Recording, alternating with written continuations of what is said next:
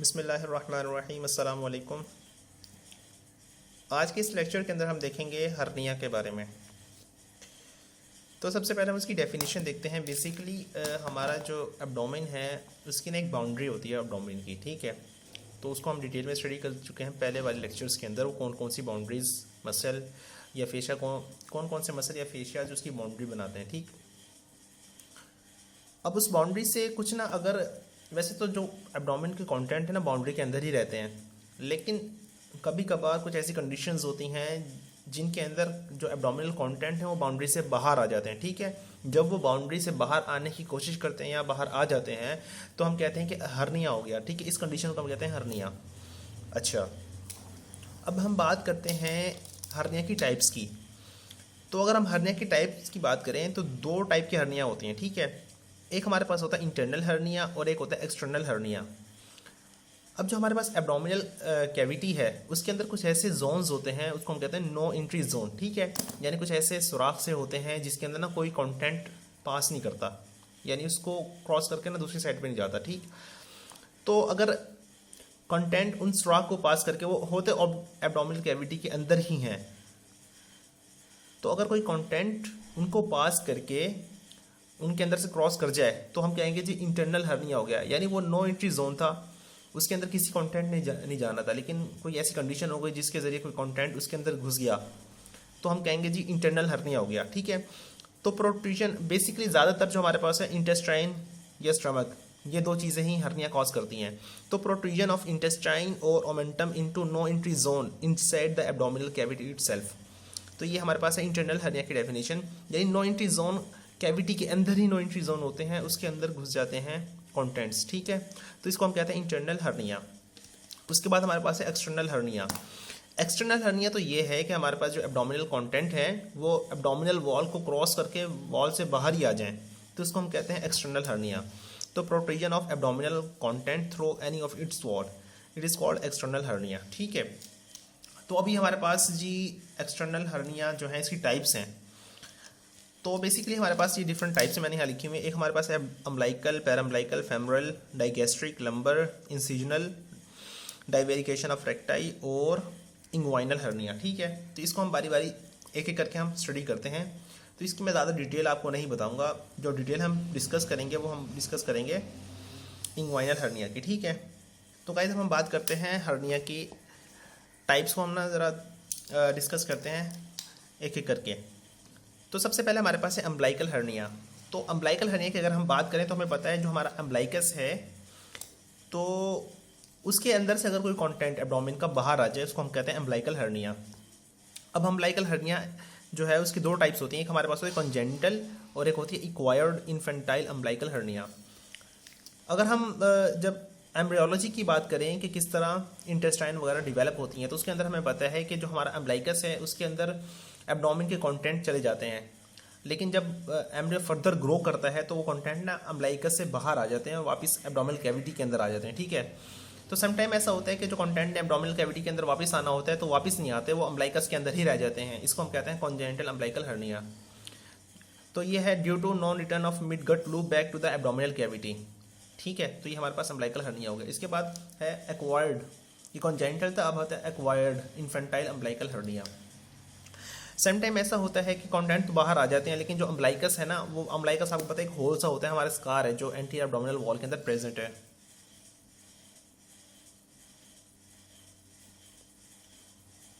Umbilicus आपको पता है कि एक स्कार है जो कि एब्डोमिनल कैविटी के अंदर एंट्रोलेटरल वॉल ऑफ एब्डोमिन के अंदर प्रेजेंट होता है। समटाइम ऐसा होता है कि जो स्कार है या होल सा है ना वीक हो जाता है, तो जब वीक रह जाता है तो इसके अंदर ना जब भी इंटर एब्डोमिनल प्रेशर राइज होगा तो इसके अंदर कंटेंट एब्डोमिन के बाहर आ जाएंगे, हमें नजर आएंगे बाहर से, तो इसको हम कहते हैं एक्वायर्ड इन्फेंटाइल अम्बलाइकल हर्निया, ठीक है। तो ये हमारे पास हो गया अम्बलाइकल हर्निया। नेक्स्ट हमारे पास है जी para umbilical hernia.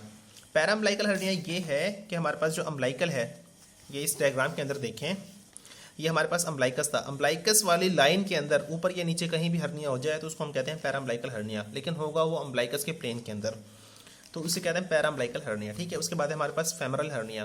Femoral canal से कोई कंटेंट बाहर आ जाए तो उसको हम कहते हैं फेमरल हर्निया, ये हम लोअर लिम्ब के अंदर डिस्कस कर चुके हैं। उसके बाद है एपिगैस्ट्रिक हर्निया। तो एपिगैस्ट्रिक हर्निया को अगर हम देखें तो इस डायग्राम को देखें, बेसिकली हमें पता है अगर हम एब्डोमेन को जब हम डिवाइड करते हैं, दो हॉरिजॉन्टल लाइन होती हैं, दो वर्टिकल लाइंस होती हैं। जो दो वर्टिकल लाइंस ये एक हॉरिजॉन्टल ये, एक हॉरिजॉन्टल ये, एक वर्टिकल ये और एक ये वर्टिकल ये, ठीक है।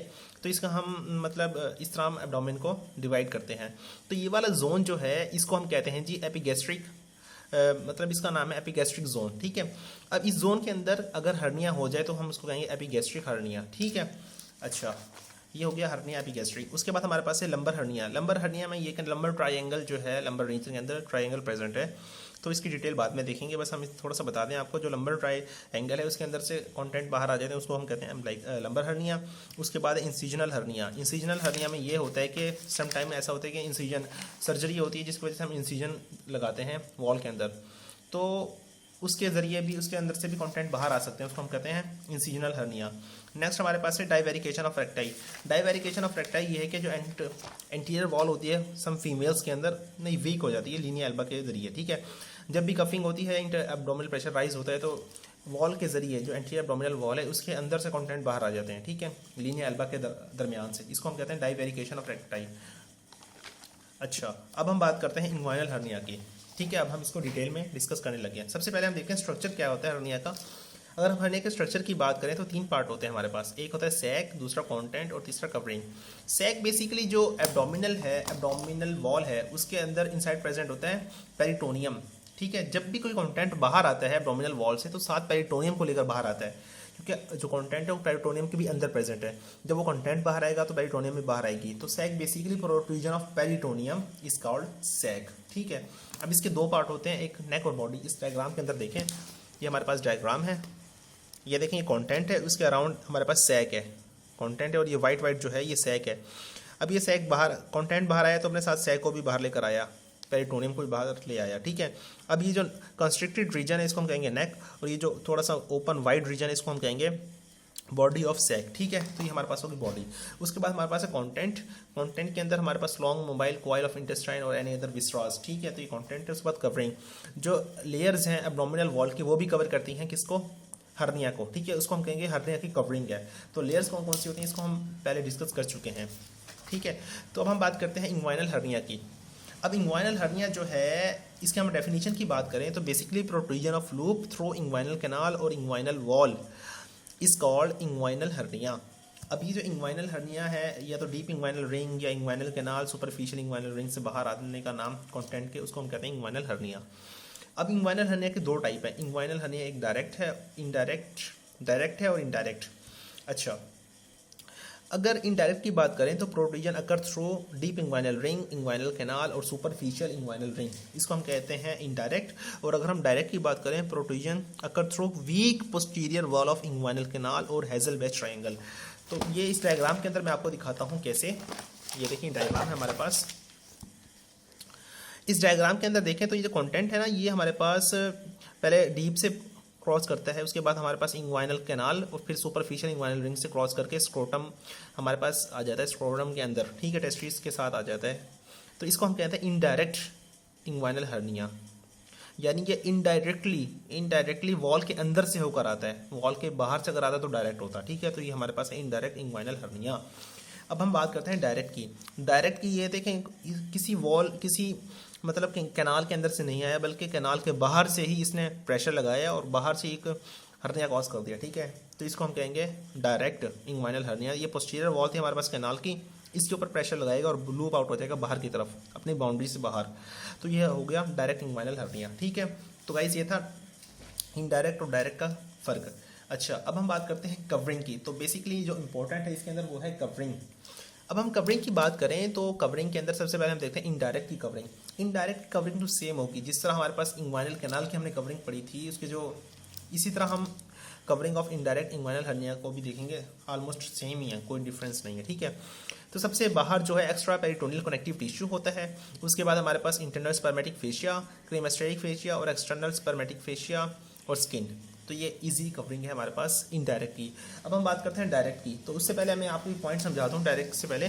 तो बेसिकली ये हमारे पास है पोस्टीरियर वॉल, इस डायग्राम के अंदर शो की गई है, posterior wall of inguinal canal, ठीक है। अब ये जो इंग्वाइनल कैनाल है ये थी पोस्टीरियर वॉल। अब पोस्टीरियर वॉल के अंदर एक ट्रायंगल बनता है, ये हमारे पास एक ट्रायंगल बन गया, ठीक है।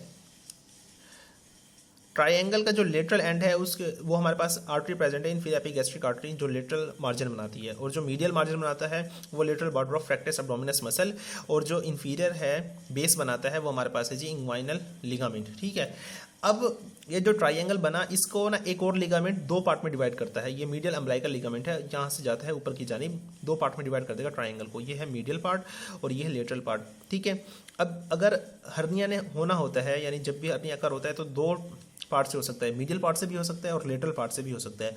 तो हम इसकी जो वो है बाउंड्रीज, तो लेटरल पार्ट की बाउंड्री हम अलग देखेंगे और मीडियल पार्ट की बाउंड्री हम अलग देखेंगे। ठीक है, तो बाउंड्री से मुराद कवरिंग।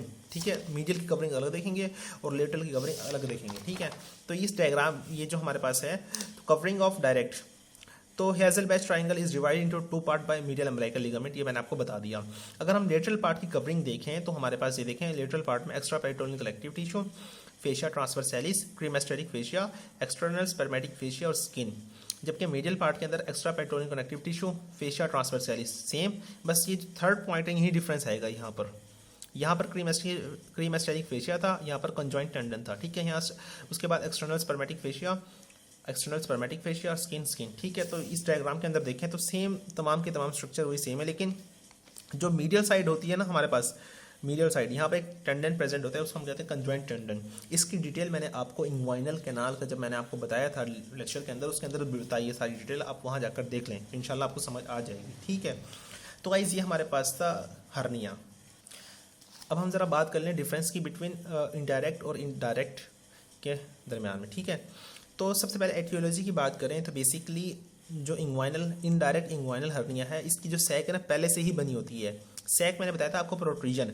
जो इनडायरेक्ट है वो डीप इंग्वाइनल रिंग, उसके बाद इंग्वाइनल कैनाल और सुपरफिशियल इंग्वाइनल रिंग से होता हुआ आता है, उसको कवर करती है, पहले से ही कवर करती है पेरिटोनियम। ठीक है, तो इसके अंदर जो सैक है वो प्री फॉर्म्ड होती है सैक।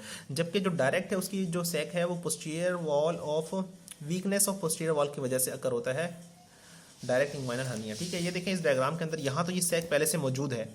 ठीक है, और यहाँ पर जो पोस्टीरियर वॉल के अंदर वो पुश करता है और वीकनेस, पोस्टीरियर वॉल की वीकनेस की वजह से हर्निया हो जाता है। ठीक है, अब प्रेसिपिटेटिंग फैक्टर्स। ठीक है, प्रेसिपिटेटिंग फैक्टर की बात करें तो जो डायरेक्ट है ये तो होता है कंजेनिटल होता है। ठीक है, ये कंजेनिटली, जो इनडायरेक्ट है वो कंजेनिटली होता है, तो इसमें जेनेटिकली काज होती है, इसकी जेनेटिक काज होती है। जबकि जो हमारे पास डायरेक्ट है वो है जी क्रोनिक ब्रोंकाइटिस या इनलार्ज प्रोस्टेट, ये इसके जो कॉजेज हो सकती हैं या फैक्टर्स हो सकते हैं।